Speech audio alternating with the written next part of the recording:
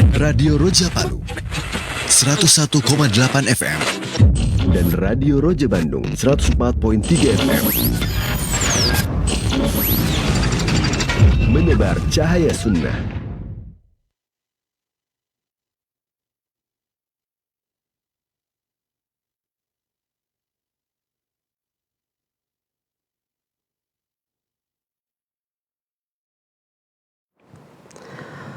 Assalamualaikum warahmatullahi wabarakatuh.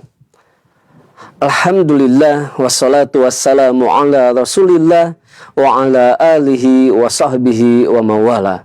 Saudaraku seiman dan seakidah, sahabat Roja dimanapun Anda berada, masih bersama dengan kami di saluran tilawah Al-Quran dan kajian Islam. Dan di kesempatan sore Jumat ini, insya Allah kita hadirkan kembali kajian ilmiah yang kami pancarluaskan dari Masjid Agung Al-Ukhwah, Kota Bandung, Jawa Barat, bersama Ustadz Abu Haidar As-Sundawi Hafizahullah Ta'ala. Saudaraku seiman dan seakidah, Anda dapat menyimak kajian ini kurang lebih 90 menit ke depan, dan Anda dapat berpartisipasi dengan mengirimkan pertanyaan Anda melalui pesan WhatsApp atau melalui line telepon di nomor 0218236543. Insya Allah setelah nasihat dari Ustadz, kita akan coba angkat pertanyaan-pertanyaan Anda. Baiklah saudaraku seiman dan seakidah, untuk selanjutnya kita akan simak nasihat dari Ustadz Abu Haidar As-Sundawi Hafizahullah Ta'ala. Kepada Ustadz, falyatafaddal maskura. Bismillahirrahmanirrahim. Assalamualaikum warahmatullahi wabarakatuh. Alhamdulillahilladzi arsala rasulahu bil huda wa dinil haqq liyudhhirahu 'ala ad-dini kullih wa kafaa billahi shahida. Wa asyhadu an la ilaha illallah wahdahu la syarika lah iqraran bihi wa tauhida. Wa asyhadu anna Muhammadan abduhu wa rasuluh sallallahu alaihi wa ala alihi wa ashabihi wa sallama tasliman mazida. Wa ba'd.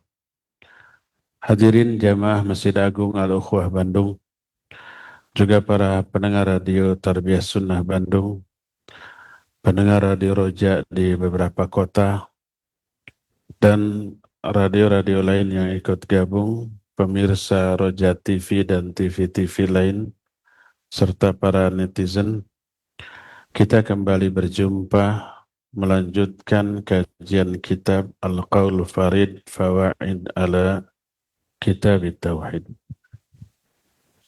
Pertemuan yang lalu kita sudah membahas syarat la ilaha illallah yang 7.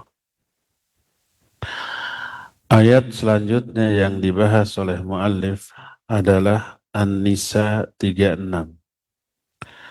Allah berfirman, wa'budullaha wa la tusyriku bihi syai'a.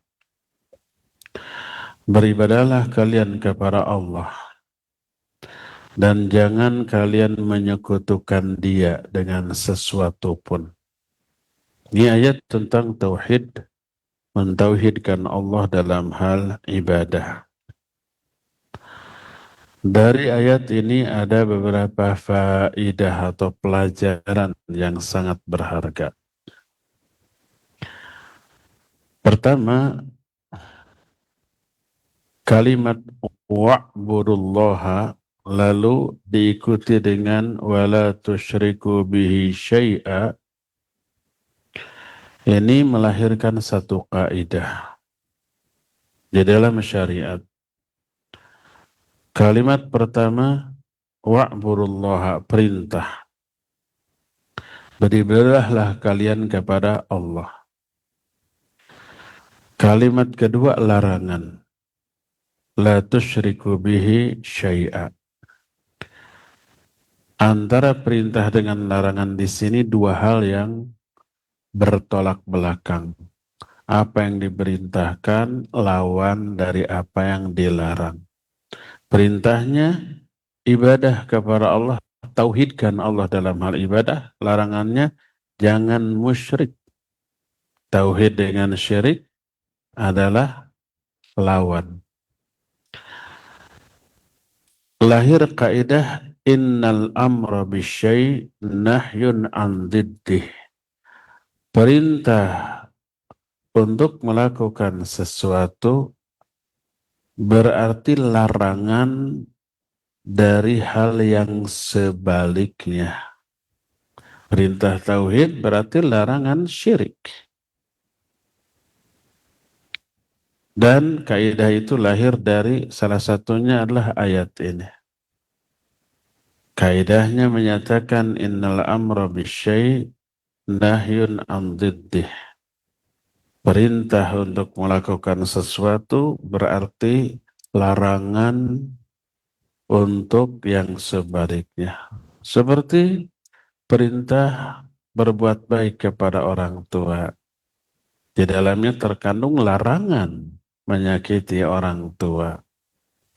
Perintah untuk berkeluarkan zakat, infak, sedekah berarti larangan pelit. Perintah untuk memuliakan tamu, memuliakan tetangga berarti larangan untuk berbuat kasar atau menghinakan mereka dan seterusnya begitu. Inilah faedah yang pertama dari ayat ini. Kedua, annal ibadatul ma'mura biha fin nusus asy-syar'iyyah tatadammanu al-ikhlas lillahi azza wa jalla. Pelajaran kedua, ibadah yang diperintahkan di dalam nas-nas syariat sudah mencakup wajibnya ikhlas di dalam seluruh ibadah tadi. Ikhlas itu murni untuk Allah dari dua aspek. Aspek pertama, ibadahnya itu sendiri ditujukan kepada Allah, tidak boleh kepada sesama makhluk. Kedua, niat ibadah kepada Allah juga harus ditujukan untuk meraih apa yang ada di sisi Allah. Keridhaannya, pahalanya, rahmatnya, ampunannya, mahabbahnya, dan seterusnya. Jadi, murnikan ibadah kita dari dua aspek tadi. Sebab ada kalanya ibadahnya ditujukan kepada Allah, tapi niatnya ingin dipuji orang. Ada yang begitu? Banyak. Ini termasuk syirik. Menduakan Allah dalam hal niat. Walaupun syirik kecil. Kalau syirik besar, ibadahnya ditujukan kepada selain Allah. Itu ibadah, itu syirik besar. Tapi kalau syirik kecil, ibadahnya ditujukan kepada Allah, niatnya dibagi dua. Untuk Allah dan untuk manusia.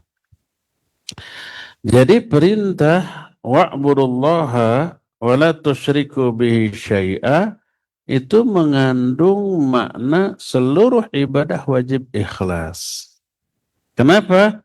Karena Allah menyebut la tusyriku bihi syai'a.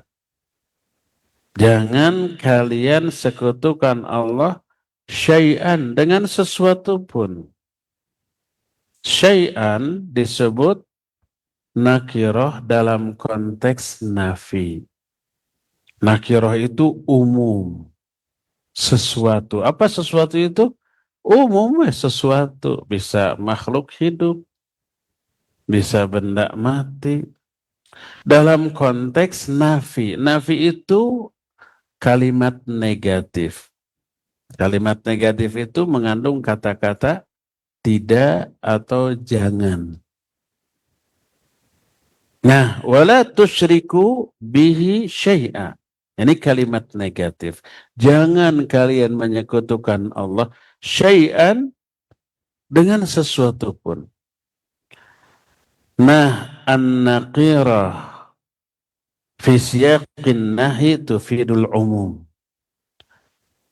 Kata yang nakirah itu yang umum dalam konteks kalimat nafi itu memberi makna umum, maknanya jangan kalian sekutukan Allah dengan sesuatu pun, baik sesuatu itu malaikat, para nabi, para rasul, atau makhluk-makhluk suci yang mulia, atau dengan benda mati, pohon, patung, batu, atau ruh-ruh orang yang sudah mati. Nggak boleh Allah disekutukan dalam hal ibadah dengan sesuatu pun. Sehebat apapun makhluk tersebut. Baik dari segi ukuran besar matahari. Nggak boleh matahari diibadati. Atau ada planet yang lebih besar dari matahari. Nggak boleh itu disembah. Ataupun malaikat yang ukurannya besar banget, suci, mulia, nggak pernah dosa, nggak boleh juga disembah. Ini diambil dari la tusyriku bihi syai'ah. Termasuk dalam hal niat ibadah kepada Allah harus fokus ditujukan meraih apa yang ada di sisi Allah. Inilah pelajaran atau faidah kedua.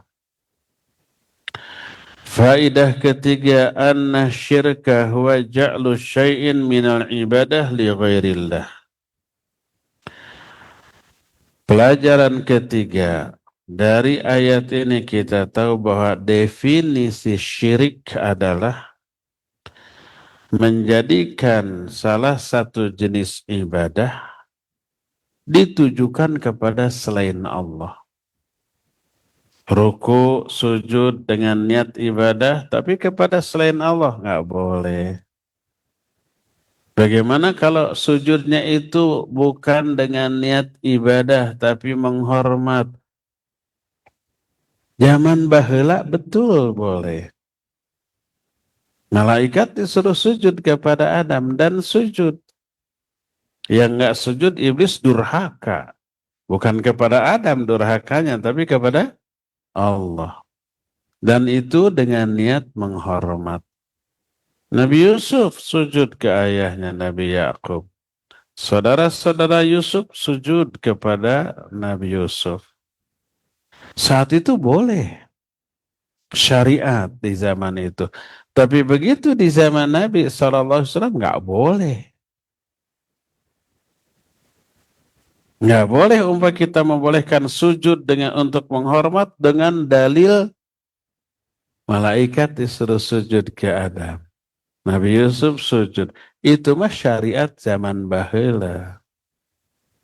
Di zaman Nabi SAW sudah dirubah. Nggak boleh. Nabi menyatakan dalam hadis sahih riwayat Imam Abu Daud, "Lau kuntu amiran ahadan liyasjuda li ahadin la amartul mar'ata litasjuda li zawjiha li admi haqqihi 'alaiha." Seandainya aku berhak boleh menyuruh seseorang untuk sujud ke orang lain, sujudnya menghormat. Niscaya aku perintahkan para wanita untuk sujud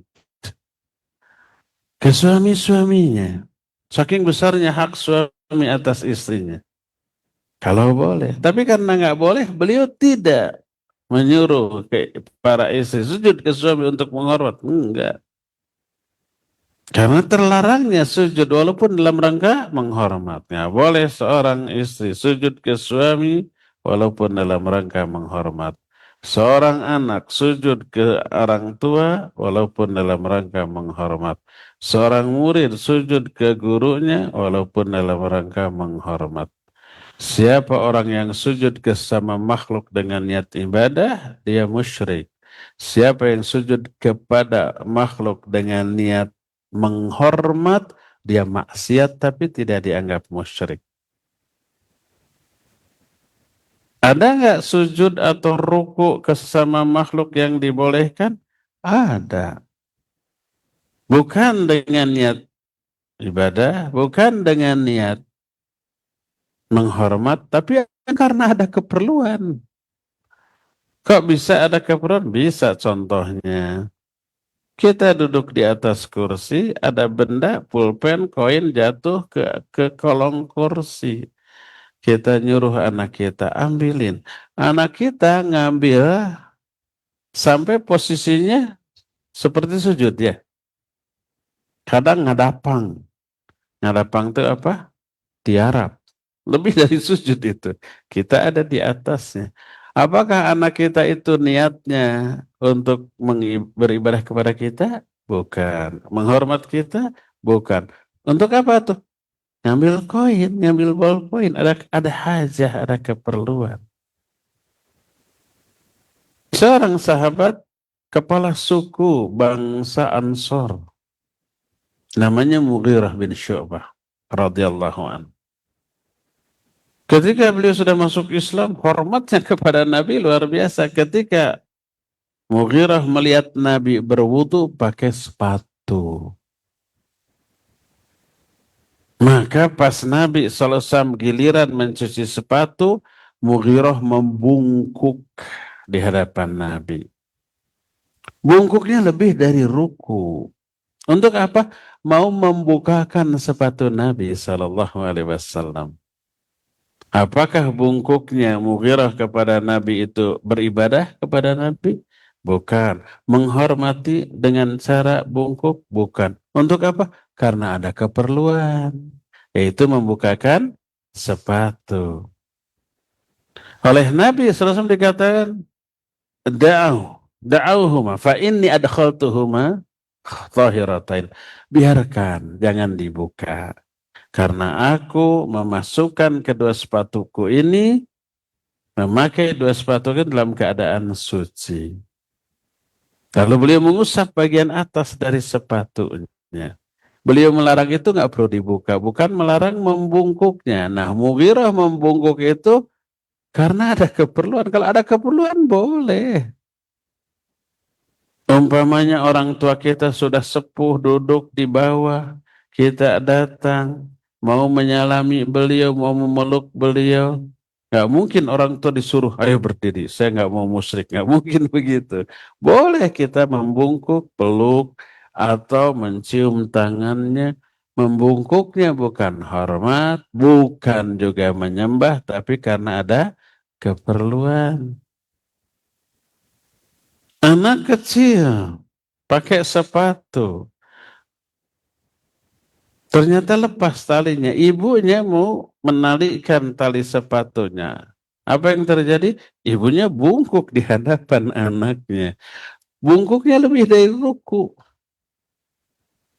Apa niatnya? Menyembah sang anak? Bukan. Menghormati sang anak? Bukan. Tapi ada keperluan. Kalau ada keperluan seperti itu, boleh. Tidak dipukul rata semua sujud, ruku, haram. Enggak. Kalau ada keperluan untuk tadi, boleh. Yang enggak boleh, untuk menghormat dengan cara ruku dan sujud, maksiat, walaupun tidak musyrik. Kalau niatnya menyembah, ya itu adalah musyrik. Jadi syirik adalah menunjukkan amalan ibadah kepada selain Allah.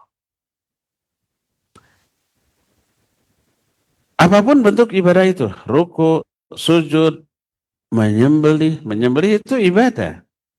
Qul inna sholati wa nusuki wa mahyaya wa mamati lillahi rabbil alamin la syarikalah.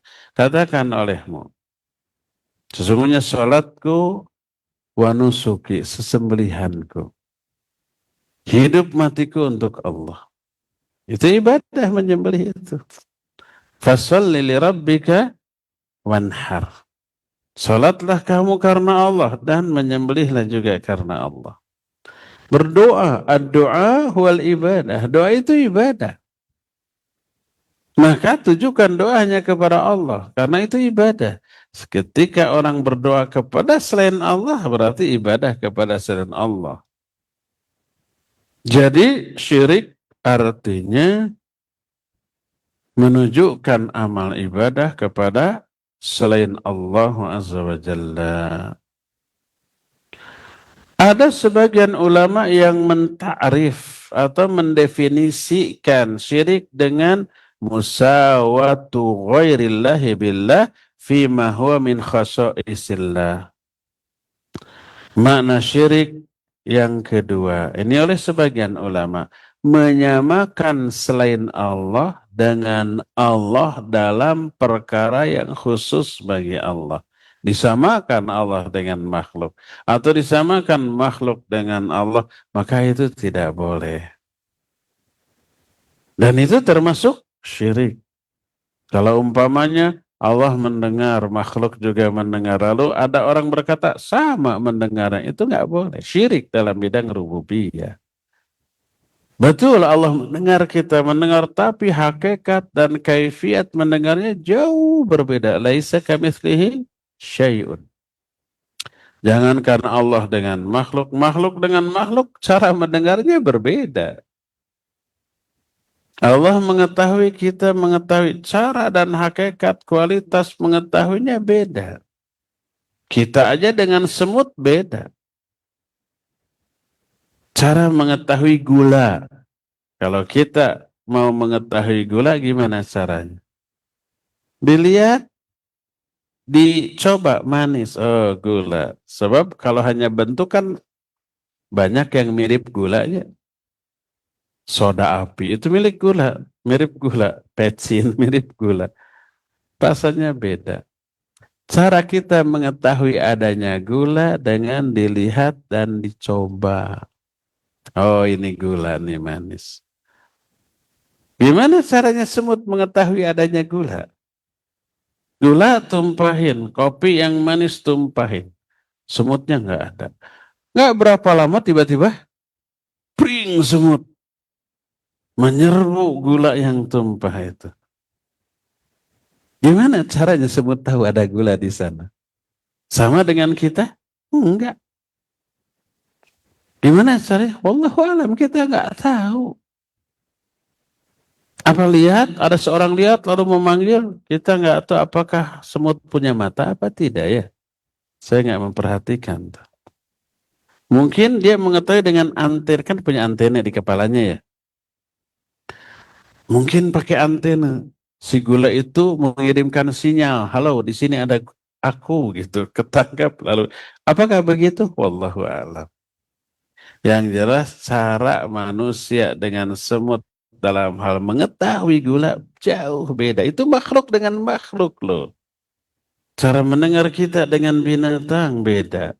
Cara melihat kita dengan binatang beda. Satu binatang dengan binatang lain beda. Itu makhluk dengan makhluk. Apalagi makhluk dengan khaliq, laisa kamitslihi syai'un. Itulah pelajaran yang ketiga tentang makna syirik. Keempat, anna qawlahu ta'ala wa la tusyriku bihi syai'a sighatun nahi. Wan nahyu kama hiya al-qa'idah fil usul yaqtadi tikrar.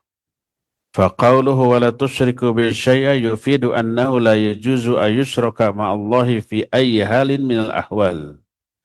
Falaysa hadha an-nahyu muqtasiran ala halatin wahidah أو في وقت معين أو في زمن دون زمن آخر بل يقتضي التكرار. Kalimat la tusyriku bihi syai'a ini bentuk kalimat nahyi. Nahyi itu larangan. Bentuk kalimat yang isinya melarang. Dalam kaidah usul fiqih bahwa sighatun nahi yaqtadi tikrar. Bentuk kalimat larangan mengandung makna permanen. Permanen itu artinya larangan itu berlaku selama-lamanya sampai kiamat. Maka ayat ini mengandung makna Allah tidak boleh disekutukan dalam keadaan bagaimanapun, dengan cara bagaimanapun, oleh siapapun. Tidak hanya berlaku di satu keadaan, tapi dalam keadaan lain tidak berlaku. Oleh seseorang, tapi orang lain nggak berlaku. Di satu tempat, tapi tempat lain nggak berlaku. Nggak begitu.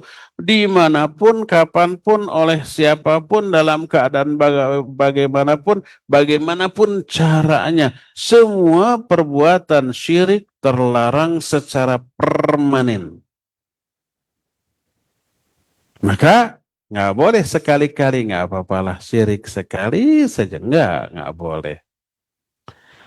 Itulah pelajaran yang keempat. Pelajaran kelima.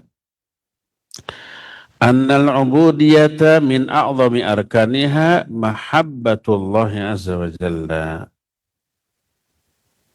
Walidha qal wa'budullah fallahu huwal ma'mud ma'al mahabbah wa ta'zim. Fala budda an takuna hadhil ibadah mutadamminatan hubballahi azza wa jalla ma'a tadammaini ruknainil akharini wa huma ar-raja wal khauf. Ayat ini pun menjelaskan rukun ibadah yang paling agung adalah mahabbah. Di dalam setiap ibadah wajib ada mahabbah. Mahabbah itu apa? Cinta kepada Allah. Setiap ibadah wajib disertai dengan rasa cinta kepada yang diibadati. Dari mana ini diambil? Dari lafaz Allah. Wa'budullaha. Sebab makna Allah berasal dari kata al-ilahu. Itu penjelasan Imam Al-Kisai, seorang ahli nahu. Dikutip oleh para ulama, termasuk Imam Ibnu Katsir dalam kitab tafsirnya, ketika menjelaskan Allah, qala Al-Kisai. Telah berkata Imam Al-Kisai, Allahu asluhu al-ilahu. Allah itu lafaz asalnya dari kata al-ilahu. Hudhifatil hamzah wa udghimul lam. Lalu huruf hamzah pada al-ilahu, i-nya hamzah di kasroh, al-ilahu dibuang diganti dengan lam. Coba bayangkan, al-ilahu, i-nya dibuang diganti dengan lam. Jadi ada 3 lam. Alif, lam, kemudian ha. 2 lam diantara disatukan dengan tasydid, dengan syiddah. Jadilah lafaz Allah.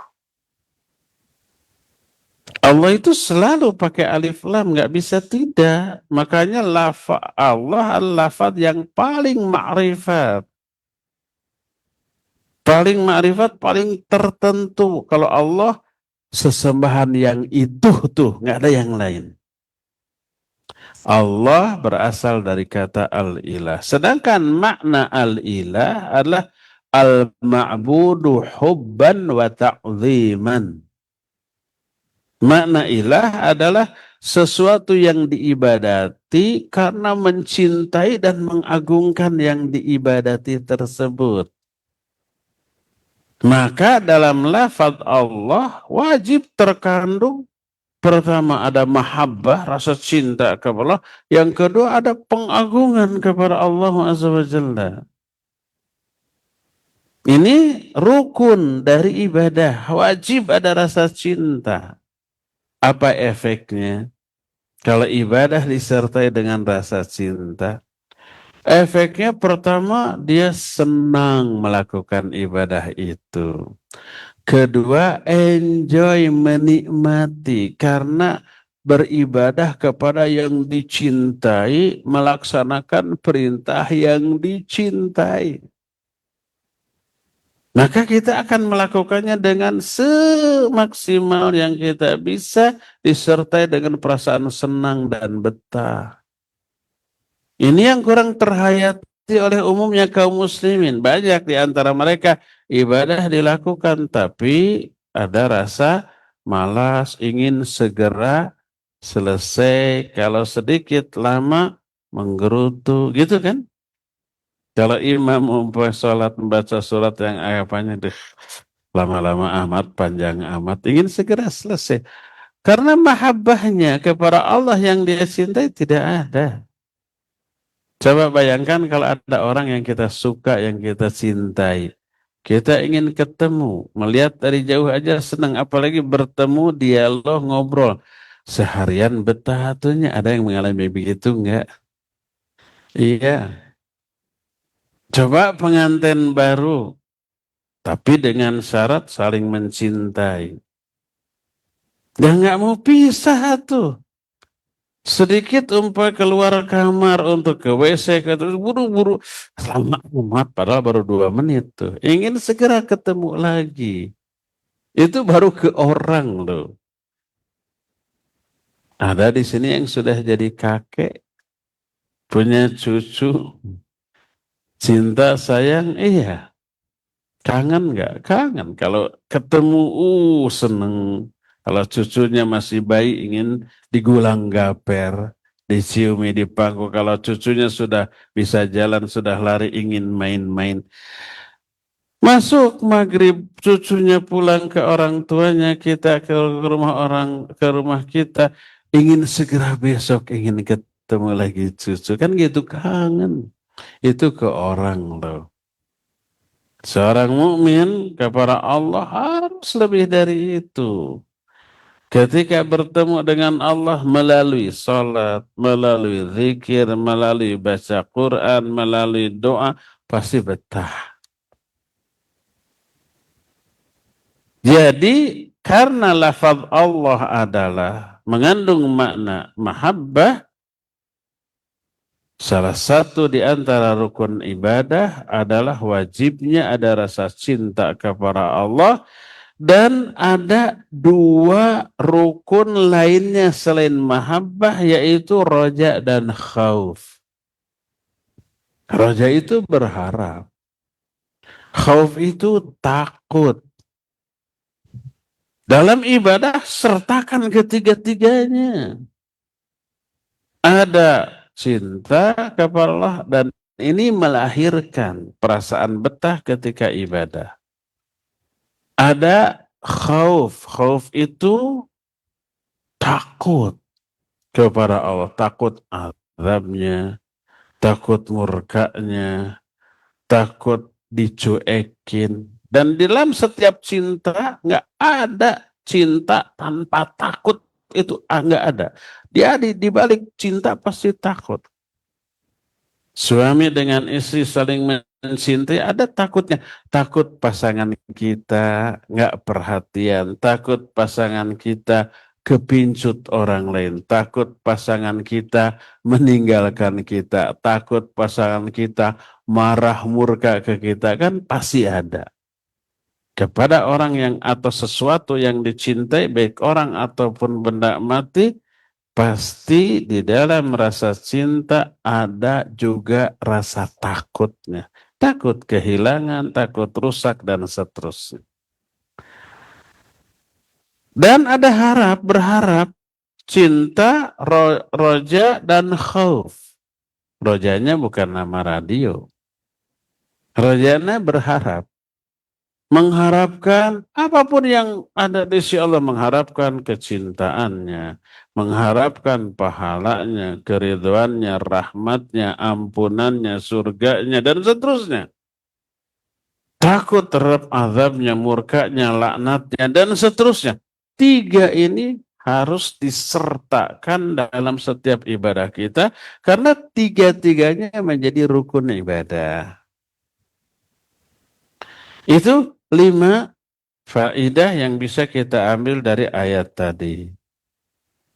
Lalu Ibnu Mas'ud radhiyallahu an mengaitkan surah An-Nisa 36 tadi dengan surah Al-An'am ayat 151. Allah menyatakan, "Qul ta'alau atlu ma harrama rabbukum 'alaikum alla tusyriku bihi syai'a wa bil walidaini ihsana." Katakan oleh Muhammad dalam surah Al-An'am 151. Ta'alau, mari ke orang-orang ahlul kitab, Yahudi, Nasrani, atau kepada siapa, mari. Aku bacakan kepada kalian apa yang telah diharamkan Allah kepada kalian. Yaitu, jangan kalian menyekutukan Allah dengan sesuatu pun, sama dengan ayat tadi yang kita bahas. Dan kepada orang tua hendaklah berbuat baik. Kata Abdullah bin Mas'ud radhiyallahu an, hadhil ayah muta'alliqah bil ayatis sabiqah. Ayat ini berkaitan dengan ayat yang tadi. Maka beliau berkata, Ibnu Mas'ud berkata, "Man arada ayanzura ila wasiyati Muhammadin sallallahu alaihi wasallam allati hiya khatimuhu falyaqra qauluhu ta'ala qul ta'alau atlu ma harrama rabbukum alaikum alla tusyriku bihi syai'a wa bil walidaini ihsana." Sampai ke ayat wa anna hadza sirati mustaqiman fattabi'uhu wa la tattabi'us subul fatafarraqu bikum an sabilihi dzalikum wassakum bihi la'allakum tattaqun. Siapa yang ingin melihat kepada wasiat Muhammad sallallahu alaihi wasallam, maka silakan baca Al-An'am mulai 151 sampai 154. Ini wasiat Nabi sallallahu alaihi wasallam atas perintah Allah. Dalam ayat ini katakan oleh Muhammad, mari aku bacakan kepada kalian apa yang diharamkan Allah atas kalian, yaitu jangan kalian menyekutukan Allah dengan sesuatu pun, dan kepada orang tua hendaklah kalian berbuat baik. Terus sampai di ayat 154-nya, inilah wahadza sirati mustaqiman, inilah jalan hidupku yang lurus. Fattabi'u, ikuti jalan hidup ini. Wala tattabi'us subul, jangan kalian ikuti jalan-jalan lain. Fatafarraqu bikum an sabil, nanti kalian terpisah dari jalan Allah. Lalu di akhir ayat ini menyatakan dzalikum wassakum bihi, inilah wasiat Allah kepada kalian agar kalian ini bertakwa. Ini wasiat Rasul sallallahu alaihi wasallam atas perintah Allah. Makanya Ibnu Mas'ud menyatakan, siapa yang ingin melihat kepada wasiat Muhammad sallallahu alaihi wasallam, silakan baca ini. Ini isi wasiatnya. Salah satunya, jangan berbuat syirik. Dari ayat ini ada beberapa faidah. Pertama, anna syirka huwa a'zamu ma nahallahu anhu. Ayat ini menunjukkan bahwa syirik larangan Allah yang paling besar. Sebab di sini dikatakan, aku bacakan kepada kalian apa yang Allah haramkan atas kalian, yaitu syirik. Disebut nomor satu sebelum yang lain-lain. Berarti ini larangan paling besar, paling keras. Jangan menyekutukan Allah dengan sesuatu pun. Kedua, anna tahrima huna tahrimu diniin wa syar'in. Pengharaman di sini adalah pengharaman dini syar'i. Makna pengharaman dini ini, pengharaman ini berupa agama, berupa syariat. Ada dua jenis tahrim, dua jenis pengharaman. Ada pengharaman dini syar'i, ada pengharaman kauni qadari. Sama dengan ayat, ada ayat syar'i atau ayat dini, ada ayat kauni atau qadari. Sama dengan qadha, sudah kita jelaskan, wa qadha rabbuka. Qadha itu ketetapan. Ada qadha ketetapan syar'i, ada ketetapan kauni atau qadari. Pengharaman juga begitu. Apa makna pengharaman syar'i dini? Maksudnya ini berupa syariat. Diharamkan manusia untuk melakukan ini. Apa yang dilarang? Haram, nggak boleh.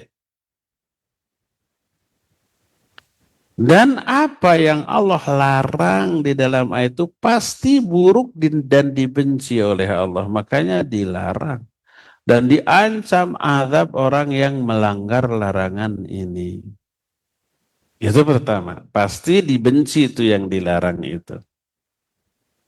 Kedua, tahrim syar'i belum tentu terjadi. Bisa terjadi, bisa tidak. Contohnya apa ya? Contohnya Allah melarang kita musyrik. Apakah semua manusia bertauhid, tidak ada yang musyrik? Banyak.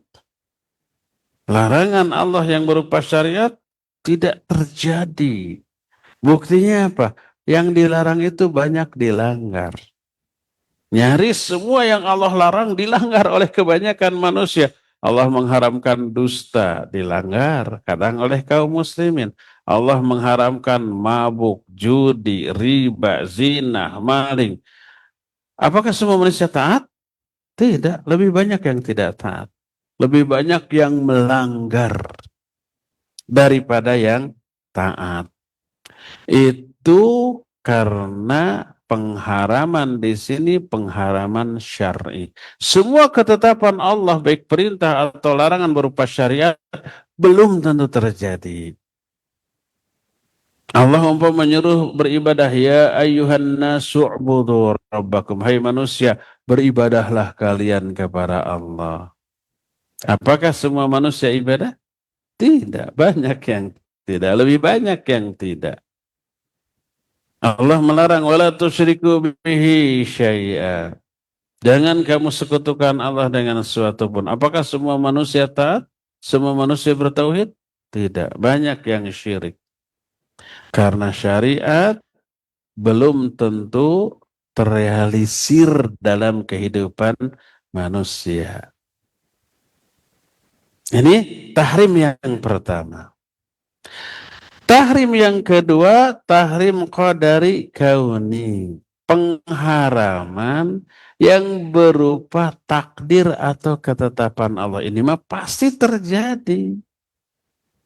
Tidak mungkin tidak. Karena takdir, apa yang Allah takdirkan pasti terjadi.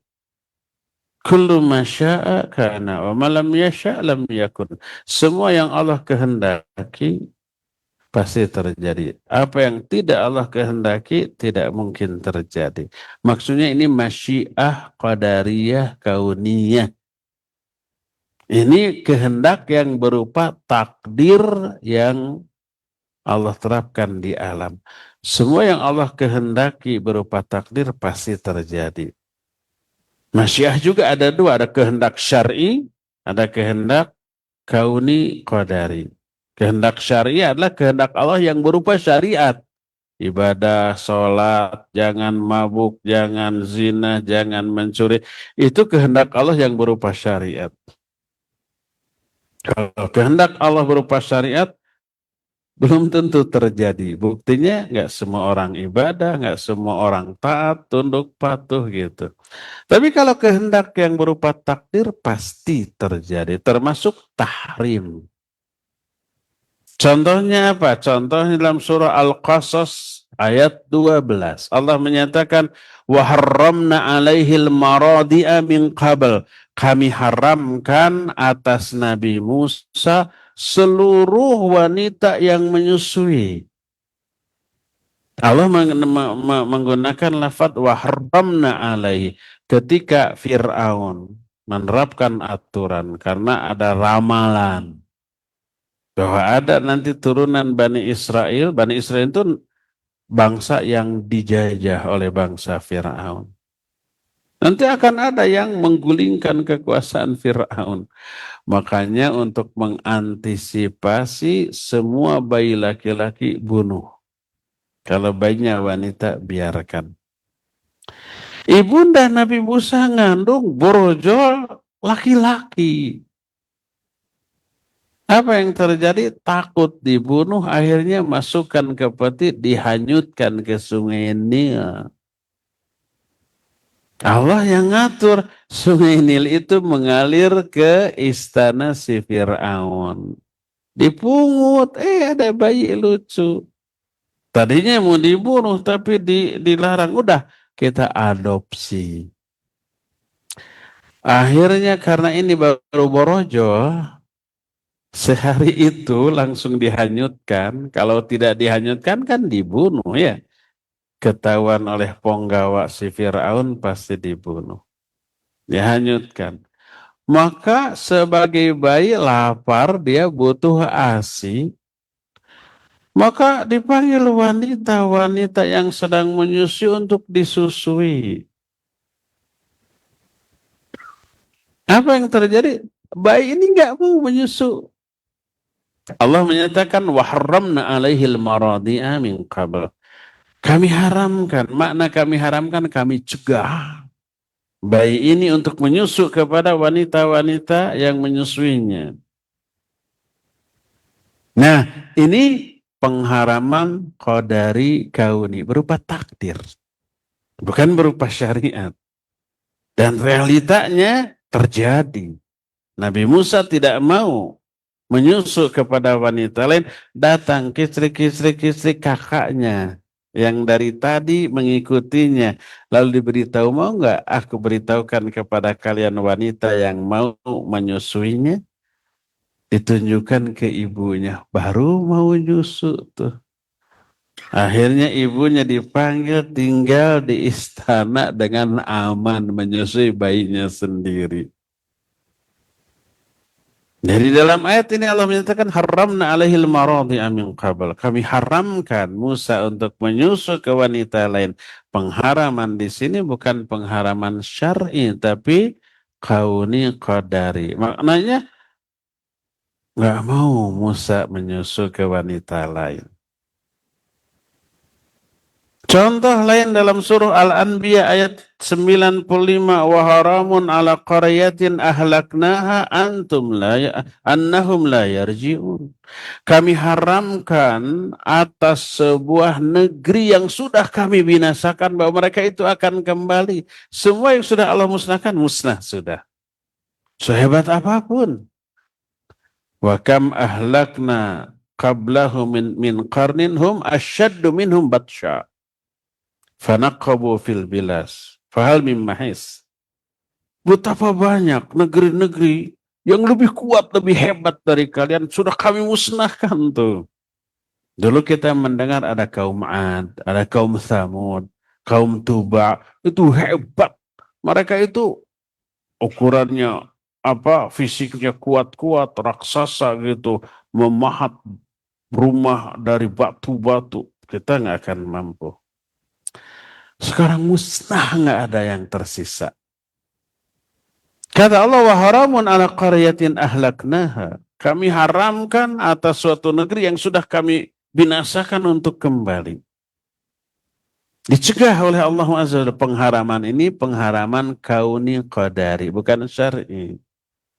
Dan memang sebuah negeri yang sudah musnah, musnah sudah, tidak kembali lagi sampai sekarang ya. Inilah faidah yang kedua. Faidah ketiga dari ayat tadi.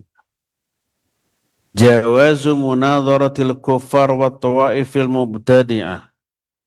Wadhalika ma'khudhu min qawlihi ta'ala qul ta'alau atlu ma harrama rabbukum alaikum. Idza wujidatil maslahah wa lam tuthir syubhatan wa syukuk ala nas bisyurutil munadharah allati dzakaraha ahlul ilmi. Ketiga, ayat ini membolehkan diskusi dengan orang-orang kafir atau kelompok ahli bid'ah. Diambil dari pernyataan Allah, katakan oleh Muhammad, mari aku bacakan kepada kalian. Ada dialog, membuka ruang dialog. Dengan syarat ada maslahat. Dan syubhatnya tidak tersebar di kalangan manusia dengan syarat diskusi yang ditetapkan oleh para ulama, para ahli ilmu. Ud'u ila sabili rabbika bil hikmah wal mau'izatil hasanah wajadilhum billati hiya ahsan. Dengan syarat ada maslahat. Tapi kalau tidak ada maslahat, orang yang kita ajak diskusi itu bukan mencari kebenaran.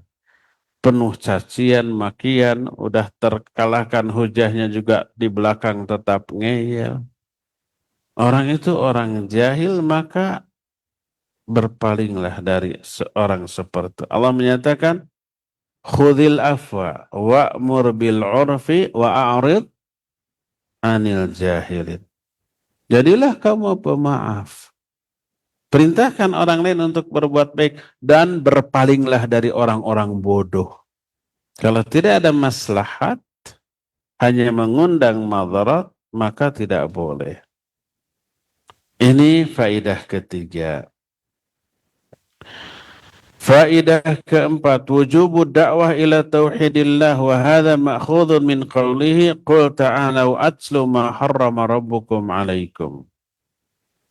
Ayat ini memberi faidah. Wajibnya mendakwahkan tauhid, memberantas syirik. Mengajak manusia untuk mentauhidkan Allah, memberantas, melarang mereka dari berbuat syirik. Dan ini diambil dari atslu ma harrama alaikum rabbukum. Aku akan bacakan kepada kalian. Membacakan ayat itu dakwah. Penyampaian ayat berisi ajakan. Untuk apa? Untuk mentauhidkan Allah dan menjauhi perbuatan syirik. Kelima, annallaha jama'a baina haqqihi wa baina haqqil makhluk. Dalam ayat ini Allah menyatukan, menggabungkan antara hak dirinya dengan hak makhluk. Karena ayat itu berisi la tusyriku bihi syai'a wa bil walidaini ihsana wa bidil qurba wal yatama wal masakin wa ibnis sabil. Kata Allah, katakan oleh Muhammad, aku bacakan kepada kalian apa yang Allah haramkan, itu jangan kalian musyrik kepada Allah. Nah, ini hak Allah. Tauhidkan Allah. Terus hendaklah kepada kedua orang tua berbuat baik. Ini hak sesama manusia. Kepada wabidil qurba wal yatama, kepada kerabat, kepada anak-anak yatim, kepada fakir miskin, kepada ibnu sabil. Hendaklah berbuat baik kepada mereka. Ini hak sesama manusia. Lihat betapa erat hak Allah dengan hak manusia. Bahkan dalam banyak ayat dan hadis Allah mensyaratkan tertunaikannya hak Allah dengan syarat hak sesama manusia juga tertunaikan. Kalau hak Allah ditunaikan tapi hak sesama manusia tidak ditunaikan, Allah menolak ibadah orang itu. Contoh, man kana yu'minu billahi wal yawmil akhir falyakul khairan aw liyasmut falyukrim dhaifah falyukrim jarahu. Siapa yang beriman kepada Allah dan hari akhir, hendaklah bicara baik atau diam. Ini hak manusia. Iman kepada Allah dan hari akhir hak Allah. Hendaklah memuliakan tamu, hendaklah memuliakan tetangga. Itu hak orang. Wallahi la yu'minu, wallahi la yu'minu, wallahi la yu'minu. Demi Allah tidak beriman 3 kali. Siapa? Man la ya'manu jaruhu bawa'iqahu. Orang yang suka ganggu tetangga.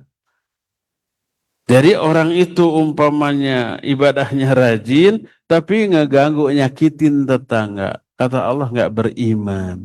Hak Allah yang dia tunaikan oleh Allah ditolak. Karena apa? Karena dia mengabaikan hak sesama manusia.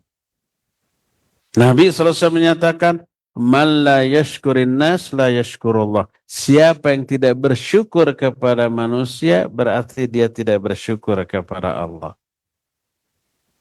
Dan Imam Al-Khattabi menjelaskan dengan 2 makna. Makna pertama, siapa yang tabiatnya tidak bersyukur kepada kebaikan manusia, maka dia juga tidak akan bersyukur kepada Allah. Ini yang pertama. Kedua, makna kedua, siapa yang tidak bersyukur kepada sesama manusia, berarti syukur dia kepada Allah ditolak dan tidak diterima oleh Allah. Lihat, Betapa Allah memperhatikan hak sesama makhluk dan mengaitkan dengan hak Allah Azza wa Jalla. Makanya bersikap baik, berakhlakul karimah kepada sama manusia, buah nyata dari ibadah dan dari iman. Sampai-sampai kesempurnaan iman seorang itu dilihat dari seberapa sempurna sikap dia kepada sesama manusia. Rasul SAW menyatakan, akmalul mu'minina imanan ahasinuhum akhlaqa. Orang mukmin yang paling sempurna imannya adalah orang mukmin yang paling baik akhlaknya kepada sama manusia. Lihat, kaitan yang erat antara hak Allah dengan hak sesama manusia. Inilah poin yang kelima. Poin yang keenam. Anna tauhid ar-rububiyah mustalzimun li tauhidil uluhiyah. Fa innahu dzakara huna kalimatan rabbukum thumma alla tusyriku bihi syai'a. Ayat ini menjelaskan tauhid rububiyah wajib melahirkan tauhid al-uluhiyah. Dalam ayat banyak. Setiap kali Allah menjelaskan kerububiyahan Allah, selalu diakhiri dengan perintah untuk menyembah kepada Allah. Contoh dalam ayat ini, Allah menyatakan, Atlu ma harrama rabbukum alaikum. Aku bacakan kepada kalian apa yang diharamkan oleh Rob kalian. Disebut Allah sebagai Rob. Kita sudah jelaskan Rob itu maknanya pencipta, pengatur, pemberi rizki, yang menguasai, yang memberi manfaat, madarat, menghidupkan, mematikan. Itu Rob. Pengatur hidup dan kehidupan serta alam ini, itu Rob. La tusyriku bihi syai'a, ini tauhid al-uluhiyah. Tauhidkan, esakan Allah dalam ibadah, jangan syirik. Tauhid rububiyah harus melahirkan tauhid al-uluhiyah. Coba lihat. Ya ayyuhan nasu ubudu rabbakum alladzi khalaqakum walladzina min qablikum la'allakum tattaqun. Lihat. Allah menyuruh beribadah kepada manusia, lalu disebut alasannya. Hei manusia, beribadahlah kamu kepada Allah. Ini tauhid al-uluhiyah. Kenapa? Allah yang telah menciptakan kamu. Tuh. Menciptakan itu rububiyah Allah. Dan menciptakan orang-orang sebelum kamu. Agar kamu bertakwa. Allah menyuruh ibadah tauhid al-uluhiyah dengan alasan karena Allah menciptakan kamu. Satu-satunya pencipta kamu. Ini tauhid ar-rububiyah. Alasan kita beribadah karena Allah yang menciptakan, yang mengatur seluruh hidup dan kehidupan. Maka aneh kalau kita mengakui Allah satu-satunya pencipta, pengatur hidup dan kehidupan, nyembahnya kepada selain Allah. Gak masuk akal. Tauhid ar-rububiyah wajib melahirkan tauhid al-uluhiyah, ya. Itu poin yang keenam, cukup 6 saja dulu. Insya Allah poin-poin yang lainnya akan kita bahas di pertemuan yang akan datang. Karena waktu untuk menjelaskan sudah habis. Kita masih punya sisa waktu untuk bertanya jawab kepada Abu Lukman di studio Radio Roja Cilengsi. Dipersilahkan untuk memandu tanya jawab dengan pendengar dan pemirsa. Wa sallallahu ala nabiyina Muhammadin wa ala alihi wa ashabihi wassalam. Silakan Abu Lukman. Jazakallahu khairan, kami sampaikan kepada Ustadz Abu Haidar As-Sundawi hafizahullah ta'ala yang telah membimbing kita di kajian edisi sore ini langsung dari kota Bandung, Jawa Barat. Dari pembahasan kita kitab Qaulul Farid Fawaid ala Kitabit Tauhid. Dan untuk berikutnya kami undang Anda untuk berpartisipasi dalam sesi tanya jawab. Anda dapat mengirimkan pertanyaan ataupun menelpon kami di 021 823 6543. Baik Ustaz, kita angkat pertanyaan pertama dari hamba Allah, tidak disebutkan di mana. Barakallahu fikum. Saya punya teman yang saat ini sepertinya keyakinannya sudah menyimpang, Ustadz. Mengganti kata Allah menjadi semesta dan mengaku sudah mengenal Allah lebih tinggi tingkatannya. Yang saya yakin dia sudah sesat, tidak pernah sholat lagi, Ustadz. Saya ingin menasihatinya, tapi ilmu merasa belum cukup. Tapi kalau dibiarkan, takut terwarnai. Mohon nasihatnya, Ustadz. Apakah saya harus menjauhinya atau bagaimana? Jazakumullahu khairan. Tafadhol, Ustadz. Baik. Wa jazakillahu khairan. Kalau ada kawan, sahabat, kerabat, keluarga yang menyimpang, apalagi menyangkut aspek akidah. Hal pertama yang wajib bagi kita mengingatkan, menasihati. Kalau dia punya argumen, patahkan argumennya.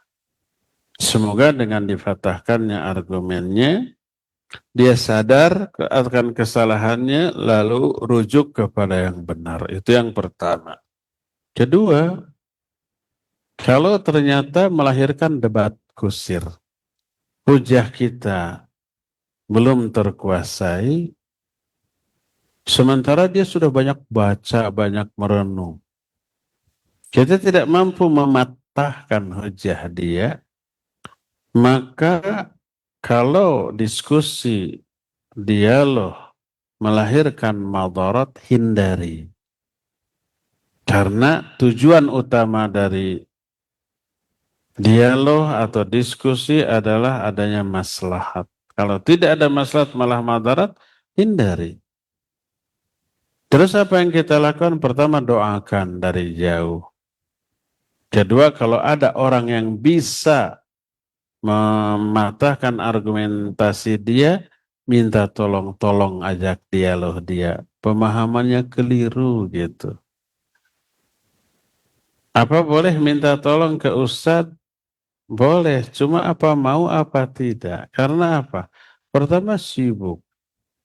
Daripada melayani satu orang yang belum tentu ini, lebih baik waktu untuk debat itu dipakai ngajar banyak orang yang mau mendengar. Kan gitu. Antara hasil dengan pengorbanan tidak seimbang. Kalau berhasil, hanya satu orang yang dapat hidayah. Pengorbanannya berkali-kali pertemuan sampai pening. Kalau yang gitu biasanya sukar atau susah untuk sekali dua kali dialog. Jadi belum tentu mau, kurang efektif, kurang efisien. Nah, cari yang kira-kira bisa mematahkan argumentasinya, tapi tidak memadaratkan kepada dia, ya. Jadi doakan semoga Allah dapat hidayah. Ketiga, apa boleh nggak dijauhi? Harus dijauhi kalau khawatir mempengaruhi. Nabi SAW menyatakan al-mar'u 'ala dini khalili falyanzur ahadukum mayyukhalil. Seseorang itu agamanya akan dipengaruhi oleh agama kawannya. Maka hendaklah kalian memperhatikan dengan siapa kalian berkawan. Kalau berkawan dengan orang yang agamanya sesat menyimpang, jauhi, nanti terpengaruh. Kalau toh tak terpengaruh, berantem terus. Apa nyaman bersahabat, berkawan dengan orang yang seperti itu? Maka tinggalkan. Dan ini juga perintah Al-Quran. Kalau Al-Quran menyatakan, kalau ada ayat yang dikufur au yustahza'u biha, atau diolok-olok, fala taq'udu ma'hum hatta yakhudu fi haditsin ghairi. Jangan kamu duduk bergaul dengan mereka. Kalau masih tetap idzam mithluhum, kamu sama dengan mereka. Jadi daripada terpengaruh keyakinan kita, maka tinggalkan. Meninggalkannya bukan memusuhi, nggak mau salam, nggak mau saling tegur, bukan. Kalau ketemu di jalan ya biasa menegur gitu ya, mau kemana, bagaimana kabar. Dan seterusnya sudah, tapi palas, saya punya pemahaman, udah tinggalkan. Afan, saya nggak mau dengar lagi, saya ada keperluan. Sudah, tinggalkan ya. Jangan bergaul rapat dengan orang seperti itu karena dikhawatirkan kita akan terpengaruh. Jangan sampai kita sok kepedean, saya sering ngaji, nggak akan terpengaruh oleh orang seperti itu. Akhirnya gaul. Ingat, fitnah dahsyat menyambar, sedangkan hati super lemah. Jangankan kita, dulu ada ulama, ahli debat, ulama itu memahami Quran Sunnah secara baik dan benar, lalu dia memiliki saudara sepupu perempuan yang berfikrah khawarij. Dia mau meluruskan. Tapi karena perempuan yang bukan mahram nggak bisa, kecuali dinikahi dulu. Akhirnya dia nikahi dengan maksud untuk diluruskan fikrah khawarijnya. Karena dia orang awam, wanita itu. Dia sendiri seorang alim. Dinikahi. Apa yang terjadi? Setelah menikah, banyak dialog, banyak debat, akhirnya dia terpengaruh. Akhirnya dia lebih khawarij daripada istrinya. Bayangkan. Pengaruh perempuan yang buruk seperti itu. Seorang ustadz, seorang ulama, seorang alim bisa terbawa oleh pola pikir istrinya yang dianggap ilmunya di bawah dia tadinya. Dan akan diluruskannya ya terbalik. Ya, maka jangan sekali-kali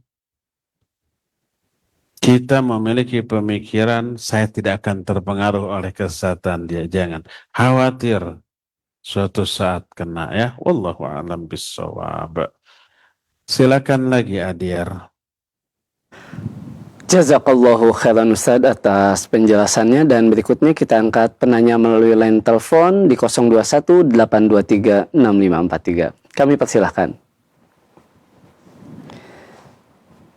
Iya, dengan siapa di mana? Silakan. Assalamualaikum. Waalaikumsalam warahmatullahi wabarakatuh. Dengan siapa di mana? Dari hamba Allah di Jawa Timur, Asih. Baik, silakan.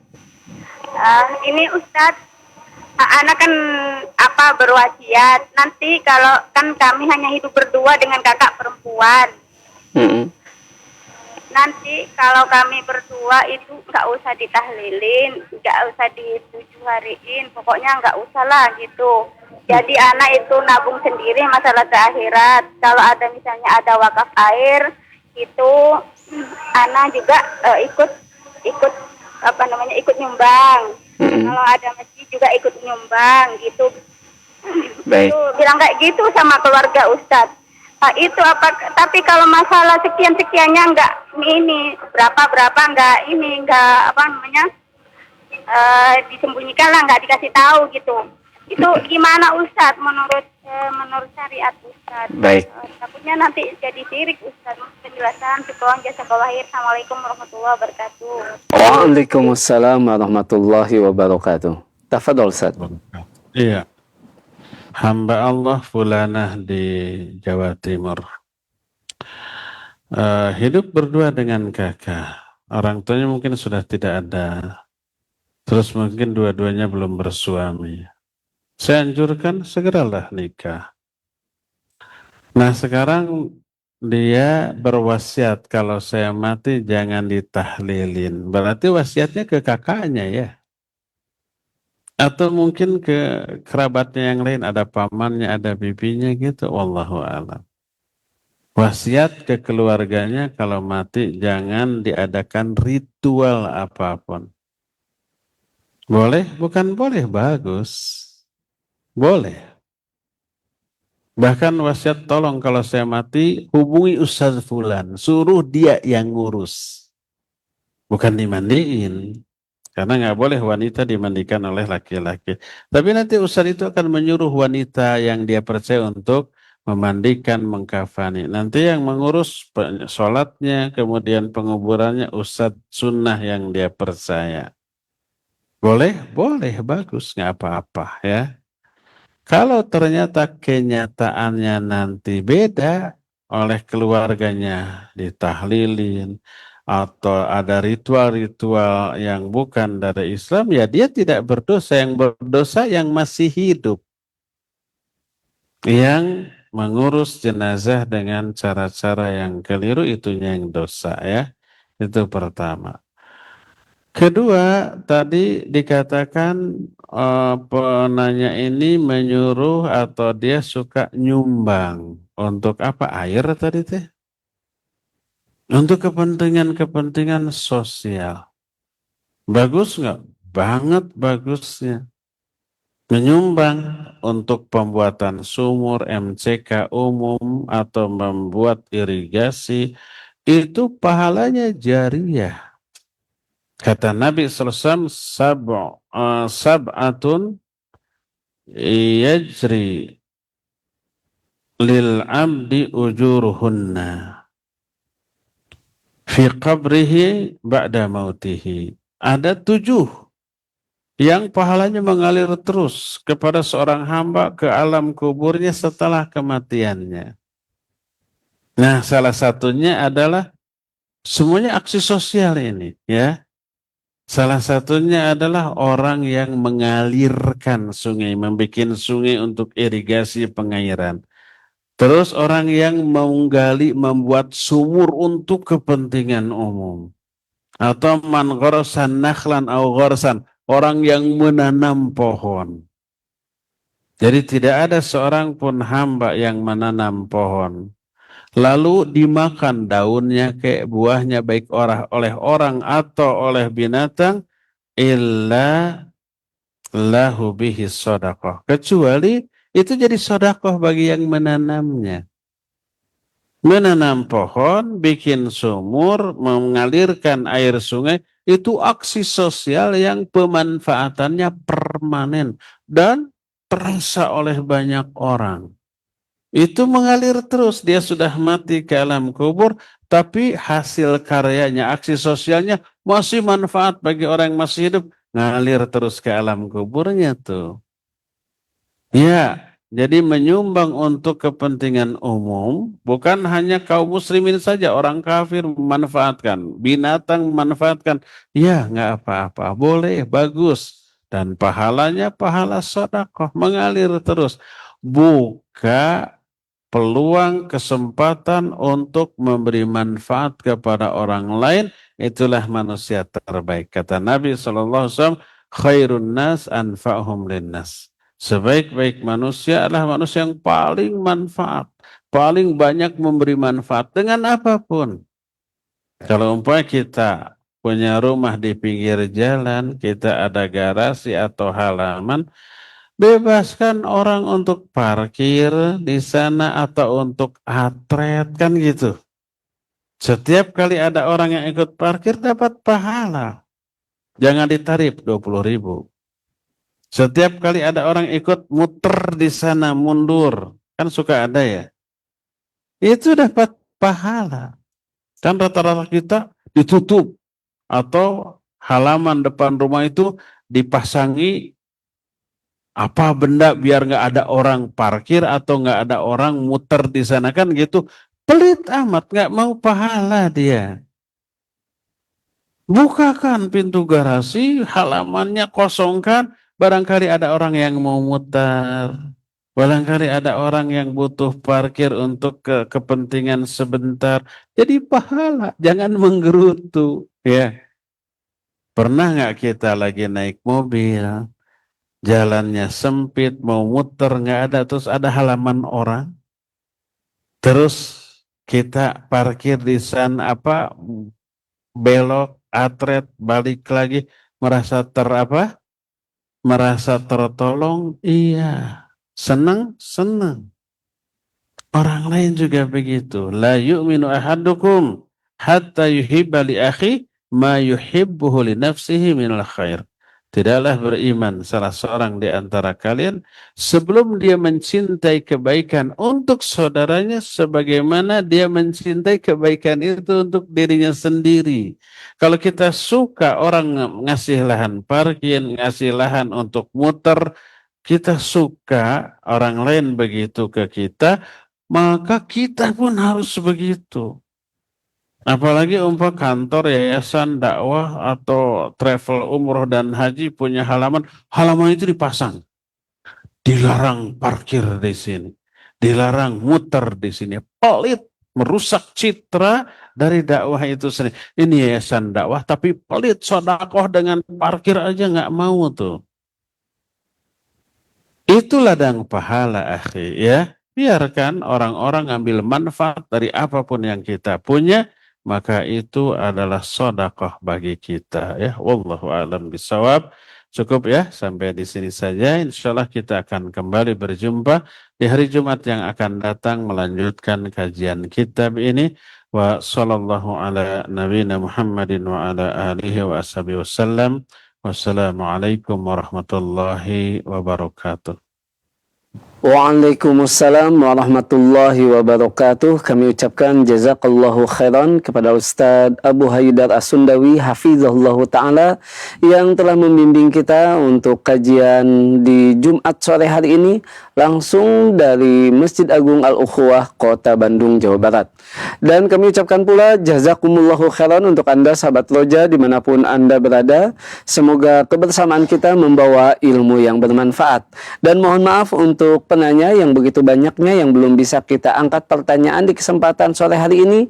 Semoga dipertemukan kembali di kajian-kajian berikutnya di Roja dan Radio Roja. Dan khusus bagi Anda yang ingin menyimak bersama Ustadz Abu Haidar As-Sundawi hafizahullah ta'ala, bisa mengikuti bersama beliau dari pembahasan kitab Al-Qaulul Fawaid ala Kitab Tauhid, insya Allah di setiap hari Jumat sore pukul 16.00 waktu Indonesia bagian Barat sampai dengan selesai. Mohon maaf atas segala kekurangan dan semoga Allah pertemukan kita kembali di lain kesempatan. Wassalamualaikum warahmatullahi wabarakatuh.